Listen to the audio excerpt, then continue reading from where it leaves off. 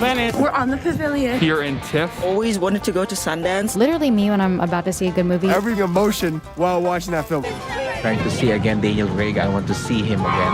Phone got stuck in the sea and I'm on my period, so I got a blood stain now on my ass. The worst movie I think that I've ever seen. Really blown away about how unique these films are. Such a good movie. Such a crazy experience. Film festivals, the most exciting place to be for movie lovers. So how exactly do you get to live this incredible experience? You don't need to. But hold on. So if you're looking for the biggest stars, the biggest celebrities, the biggest world premieres, the big five, Sundance, Berlin, Cannes, Venice, Toronto, is where you want to go. Nothing new so far. However, if you're looking to enjoy a film festival and watch many great films without spending too much, there are many other options.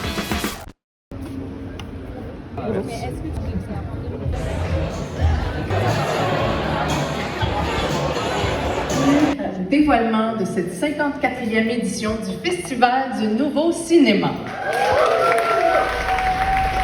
Je suis Zoé Protat, je suis co-directrice générale et directrice artistique du Festival du Nouveau Cinéma. Je suis directrice de la programmation depuis 2019. J'ai toujours fréquenté beaucoup les festivals ici à Montréal. Let me lay the groundwork. The Festival du Nouveau Cinéma happened between October 8th and 19th this year, and like every year, I took full advantage of it, seeing over 30 programs in the span of 10 days. As a Montreal native, this is always the festival I look forward to the most. Shortly before the festival started, I sat down with Zoe, the festival's lead programmer, in order to better understand what makes the festival so special. Bienvenue. Merci d'être venu. Could you introduce what the Festival du Nouveau Cinéma is to someone who's familiar with film festivals but who wouldn't have heard of the FNC? Alors, le Festival du Nouveau Cinéma, c'est d'abord un festival généraliste. On se cantonne pas à un genre précis, donc on va pouvoir trouver tous les genres et tous les formats aussi au festival. On présente du documentaire, on présente de la fiction, on présente de l'animation, on présente du cinéma expérimental, du long métrage, du court métrage, une compétition de films étudiants. Ça, c'est vraiment pas partout qu'il y en a. Des installations, on présente des œuvres de nouveaux médias. Notre ligne éditoriale, c'est le cinéma d'auteur. C'est-à-dire que ce sont des films qui ont un auteur ou une autrice, évidemment, en arrière. On parle d'œuvres avec quelqu'un qui les a écrites. Souvent, on parle d'œuvres avec une forte personnalité de création. Mais le cinéma d'auteur, ça peut aller autant du très, très, très petit film à micro-budget, très DIY, à un grand film d'auteur avec un grand budget, etc. There's such an enormous variety of films programmed at the FNC, so much so that trying to build your schedule is an endeavor all of its own. It might be overwhelming, but it's these choices and these days packed with so much cinema that is so exciting for film lovers. There's just no other time in the year where you get to discover so many films and filmmakers in such a short period of time. Puis j'ai toujours eu ce côté boulimique de festival, vivre le moment de manière extrêmement concentré. Je le dis toujours, c'est quelque chose que tu peux faire, mais c'est pas sustainable dans le temps. Tu pourrais pas garder ce rythme-là pendant des mois. Ouais. Mais pour 10 jours, il y a quelque chose que je trouve extrêmement inspirant. Tu dors pas beaucoup, mais c'est pas grave. T'as pas toujours le temps de tout absorber. Ça revient plus tard, tu y repenses, tu discutes avec d'autres cinéphiles. Day one for me of the FNC. I'm about to see my very first film. It's called A Balcony in Limoges. It's a film that world premiere at Locarno earlier this year, but played at no major fall festivals. And it's a film that's probably not going to get released here in North America, even Quebec. It's maybe the only opportunity I'll have to watch that film. Un balcon à Limoges, ça se passe en temps de pandémie, mais au final, c'est vraiment surprenant. Je vous en dis pas plus que ça, je vais vous laisser vous surprendre. Donc, bon film!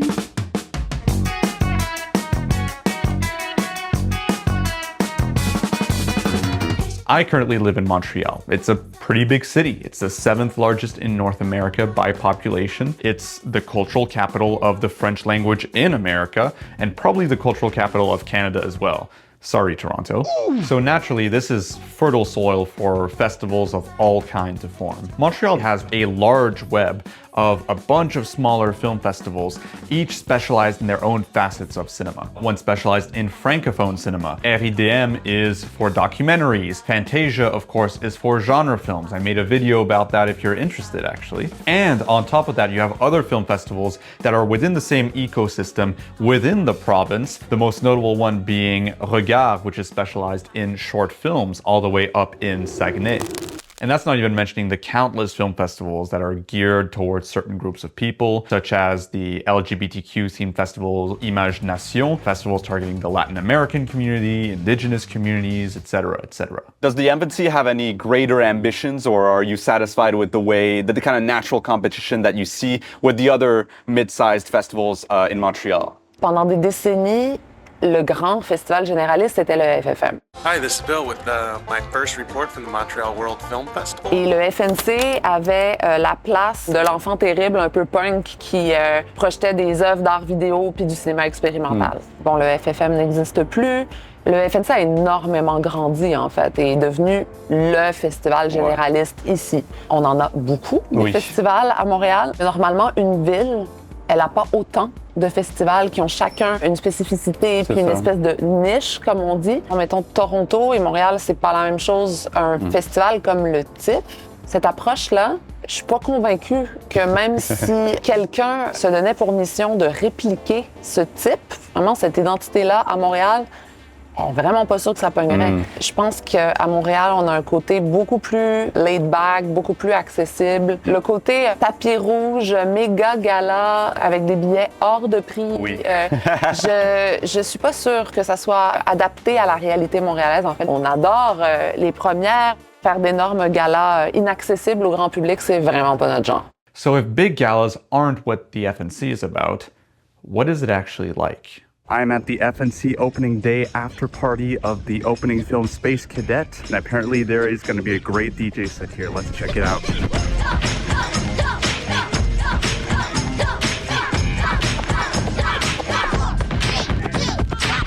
What I really love about the FNC is that they really put the word festival in film festival. At the FNC, there are public events happening every day that help connect festival goers. And that's pretty rare in the scope of North American film festivals. Bien, d'abord, on a un quartier général et qui est vraiment un point central qui est ouvert à tout le monde. Oui, les festivals vont avoir un point central pour les professionnels, les accrédités, par exemple, ça c'est sûr. Le QG du FNC, il est animé en permanence. Il est le cadre de rencontres professionnelles. Pendant la journée, la semaine, on y anime des discussions, on y anime des panels, des masterclass. Mais le soir, il y a une fête tous les soirs. Obviously, having events be open to the public will not necessarily push festival goers to join in, and a lot of the people who do attend these events are people from the independent Montreal film scene, which is a pretty small circle, to be honest. But the fact remains that you could just drop by with some friends where notable filmmakers, actors, artisans are here to mingle and dance alongside original DJ set from local artists. So while you would need to be on a guest list to get on a yacht in Cannes, you could just drop into the FNC parties, no questions asked. Sure, it's not Cate Blanchett or Guillermo del Toro, but this is great for fans of local cinema. What's really neat though is the sheer variety of events. Take for example the launch of the Ramen Festival, where fresh ramen is served alongside a screening of a ramen themed film. C'est un partenariat en fait qu'on a développé avec Ramen. Donc ça fait toujours une soirée chouette, et puis au niveau de Tampopo particulièrement, c'est ses 40 ans cette année au film, donc on a l'ambition d'en faire le Rocky Horror Picture Show du ramen au FNC. C'est quand même un bon candidat pour ce genre de choses-là. I am on my way to the big night of Twin Peaks. Hopefully there's still enough room for me. The part of Josephine Packer. She was named something else, a very long Italian name. It was written for an Italian lady, actually Isabel Rossellini.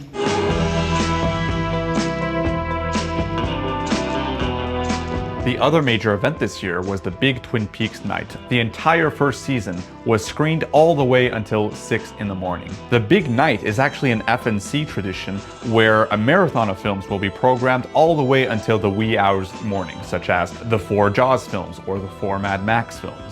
Cette année, c'est sûr que quand David Lynch est décédé, si on voulait faire un hommage et faire quelque chose de spécial, c'était une trop belle idée, quoi. La saison 1 de Twin Peaks sur toute une nuit, ça nous permettait d'avoir une DA vraiment folle. J'ai jamais pris le temps de regarder Twin Peaks. Ah, il faut. Donc, je pense que ça va être ma chance de découvrir ça pour la première fois. Ouais. I did not stay for the whole Twin Peaks long night. I only stayed till the end of episode 3 and then the little drag show afterwards.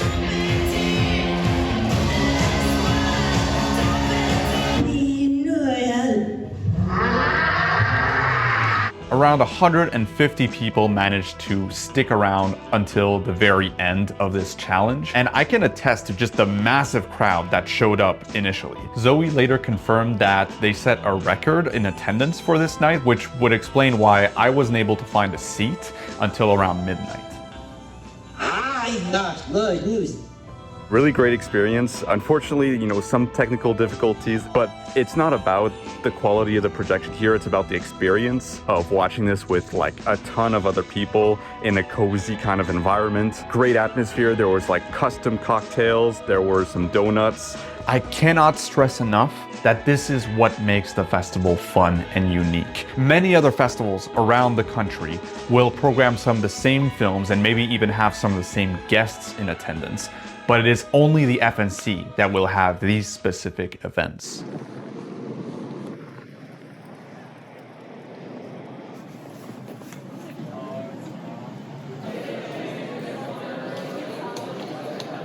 Here's a question you might be asking yourself.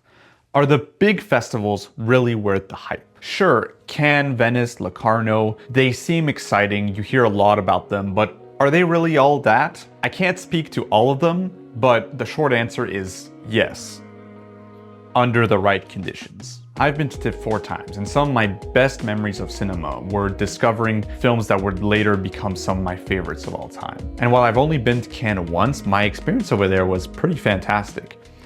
But the circumstances around going to those festivals is what made them fun and financially reasonable for me. I used to live in Toronto, which made going to the festival a lot cheaper. No money spent on flights, no money spent on hotels, and very little money spent on restaurants because you can just stack up food at your place for when you leave and when you come back home. Even when it comes to tickets, I could stack up festival volunteer vouchers and later redeem them for free screenings. I would also get a discounted festival pass for being a student in the city. So I probably spent something like 10 times less than what a normal person would spend going to Toronto. The only festival really I've had to spend a lot of money on so far is Cannes. That was an intercontinental flight ticket, an Airbnb stay, all the food I would need to feed myself for over the days, and while taking vacation days off of work. So here's how I see it. If you are traveling outside your country, state, province to go to a film festival, you are doing it as cultural tourism. In other words, going to a big film festival is going on a vacation, whether you see it like that or not. So it's a major financial commitment, but it is worth it in the same way that traveling to Vietnam might be worth it. Local festivals don't have the glitz and legendary status of some of the big film festivals, it's true, but that's not what they're here for. They're here to serve the local cinephile community with festivities and screenings. On top of that, local festivals are a lot more of a laid-back, relaxed, and low-stakes experience for festival neophytes. So if at the end of the day what matters most are people seeing movies, what are the Montreal cinephile community interested in seeing? Well, that all starts with the programmers. Comment est-ce que concrètement on peut imaginer ça, c'est le processus des décisions? Est-ce que tu peux défendre un film que tout le reste de l'équipe de programmation déteste? Ouais. Comment est-ce qu'on peut imaginer ça un petit peu? Oui, au final, si tu es derrière puis que tu le défends, il n'y a pas de problème. Ouais. Globalement, si on travaille au festival, c'est aussi parce qu'on est profondément en accord avec la ligne éditoriale. Dans tous ces méandres, parce que la ligne éditoriale, c'est quelque chose qui est mouvant et particulièrement au festival, étant donné qu'on a un spectre aussi large, ça englobe beaucoup de choses. C'est pas ultra rigide. Genre, justement, on n'est pas le festival d'animation expérimentale de genre, voilà. Instead of relying on a purely hierarchical template where the highest profile films goes to the most prestigious program and then things trickle down, think of Cannes competition going down to Un Certain Regard and premieres, the FNC tries as much as they can to put things on an equal playing field. Picture it like a flower where the international and national competition is at the center and everything else stems out from it. First, you'll have the New Alchemists, where you'll find the most avant-garde and radical works. Then you'll have a national and international short film program, the Histories of Cinema program for films about cinema and older films, the International Panorama for noteworthy films from around the world, and Temps Zéro for genre films that are usually very underground. Finally, you have the Essentials program, an out-of-competition section of new works from the greatest auteurs working today. Other than maybe the student film section and the kids section, which are a little bit further apart, everything else is as much on an equal playing field as possible. Sure, a film like Sound of Falling from the Essentials program is going to drive more ticket sales because people have been hearing about it all year, more so than maybe a short film program. But even the latter will have its devoted patrons. In fact, I would say the short film programs, especially here, are really great and community driven, not at all an afterthought. Zoe said that the FNC is about auteur cinema first and foremost, and this programming delineation really helps favor auteur propositions. And the competition programs, which naturally will have more eyes on them, will actually favor films that weren't as front and center in the festival circuit up until now. Films like A Useful Ghost, Blue Heron, Fumée or Morte, or Shifting Baselines. What is the value in delineating yourself and making this competitive program in the North American ecosystem? Oui, c'est sûr que pour nous, les sections compétitives, c'est le cœur du festival. C'est là où on va faire nos découvertes. C'est ça pourquoi on travaille toute l'année, justement, pendant un an. C'est pour aller petite pièce par petite pièce et les pièces sont en articulation avec les autres pièces, créer des compétitions. Le but est vraiment de les rendre les plus à l'image de ce qu'on a vu pendant l'année. C'est vraiment extrêmement trié sur le volet, donc c'est très significatif. C'est hyper important, les compétitions.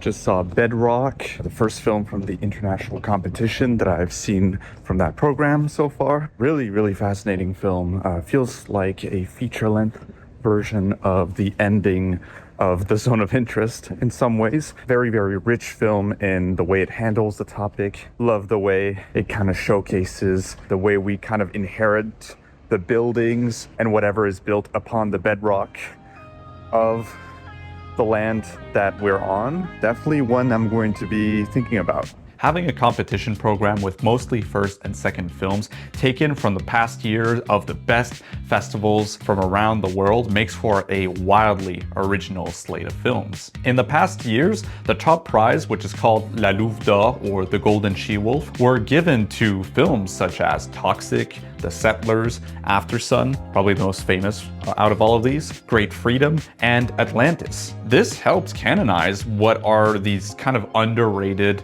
gems. And this year's winner, I Only Rested in Storm, is criminally underseen. I think it's a very, very strong, worthwhile film. La Louve d'Or, est-ce que c'est vraiment quelque chose que vous voyez un peu, que ce soit dans les soumissions ou dans les discussions avec les cinéastes, quelque chose qui excite les gens? Mettez-nous en compétition, on voudrait vraiment... oui, la compétition, c'est important. C'est important pour les cinéastes, c'est parfois très important pour les distributeurs aussi. Et puis, pas seulement la compétition internationale, par exemple, les Nouveaux Alchimistes, c'est une compétition également. Vrai. Pour certains cinéastes, c'est vraiment l'endroit où ils veulent être. Parce que pour eux, les Nouveaux Alchimistes, ça a une identité très forte. Ils s'y reconnaissent énormément. Quand ils viennent au festival, c'est principalement pour cette section. Puis aussi, il faut dire que souvent, il y a plein d'incontournables qui sortent jamais en salle ici. Hein?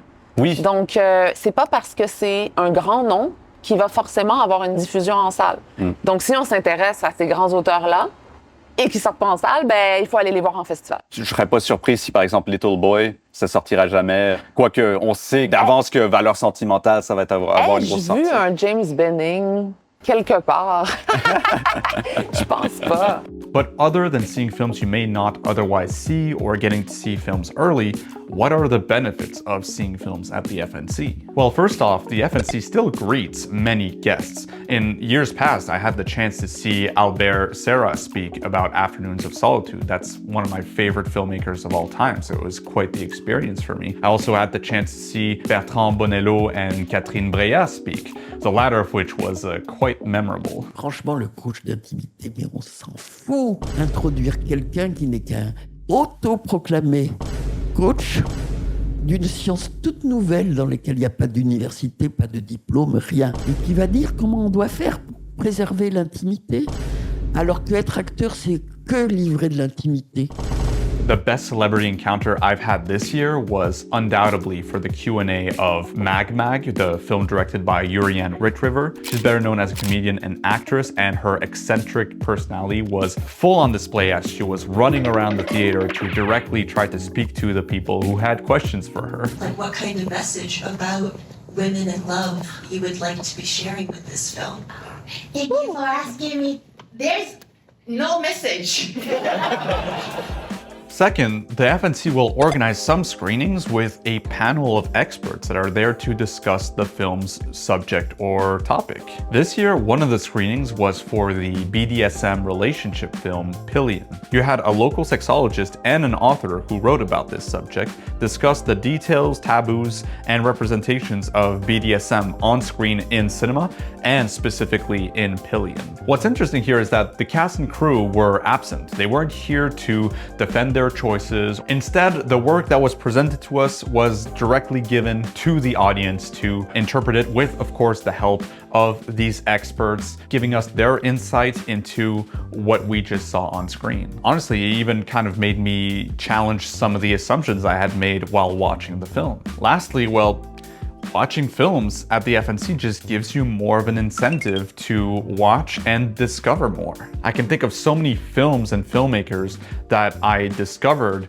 by watching films for the first time at the film festival that really left a mark on me. My first exposure to Bertrand Bonello was when I got to see The Beast at the FNC, a film I think is outstanding. Watching the Albert Serra film Pacifiction at the FNC confirmed to me that I was witnessing the work of a master. Looking beyond films that got small theatrical distribution across North America, in 2021 I watched Reflection from Ukrainian director Valentin Vasyanovich. I didn't immediately fall in love with his cinema, but I knew that he had something really interesting about his sense of framing and his sense of scene composition. I eventually went back and watched the 2020 Golden She-Wolf winning film Atlantis, and that's when I knew he was going to be one of my favorite filmmakers. This is why I was super excited to see that his latest film was programmed here at the FNC. Valentin Vasyanovich, très surprise par son nouveau film. En même temps, c'est tellement lui, puis en plus il joue dedans, donc il est dans tous les plans, mais c'est un cinéaste que j'adore. Et Réflexion était tellement dur et violent, un des films les plus violents que j'ai vus de ma vie. D'avoir cette proposition qui est totalement différente, mais en même temps tellement lui, j'ai adoré. So I just saw To the Victory, my final film for the FNC. Very happy with this edition. A lot of neat surprises, a lot of auteurs that I was happy to revisit. I was just really happy with this edition, especially going to as many events as I did and meeting a lot of people. This is a cinephile's dream. Tu nous donnes toujours un petit coup de cœur surprise à la fin du festival. En 2022, c'était I.O. Que j'adore avec tout mon cœur. En 2023, je pense que c'était La Chimera et La Zone d'intérêt Double Bill. L'année dernière, c'était Bird. Ouais. C'est quoi le coup de cœur de cette année? Cette année, on a fait L'Autre Avenue parce qu'une année, c'était Dune. Ah oui, oui. Donc cette année, c'est Frankenstein. J'y suis allée avec un grand film d'auteur, d'un cinéaste très aimé, qui adapte une œuvre littéraire ultra connue, grandiose, mais en apportant sa patte personnelle. Je suis allée vers le grand spectacle comme dernière séance du festival. Frankenstein is a film you could easily just watch on streaming right now, but seeing it with a local audience in theaters just adds value to the experience. And depending on where you are in the country, your local festival might be the only place you can see it in a theater. I've talked a lot in detail about the FNC, but these are things that are present across many other festivals in North America. All you have to do is get informed, do a little bit of research, and see what your city is doing in terms of film festivals, and you might be surprised.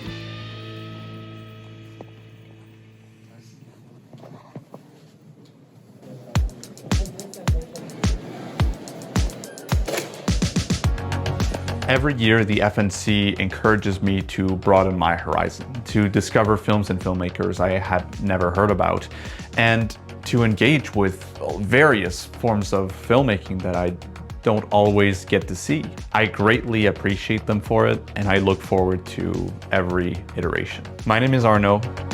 Thanks a lot for watching.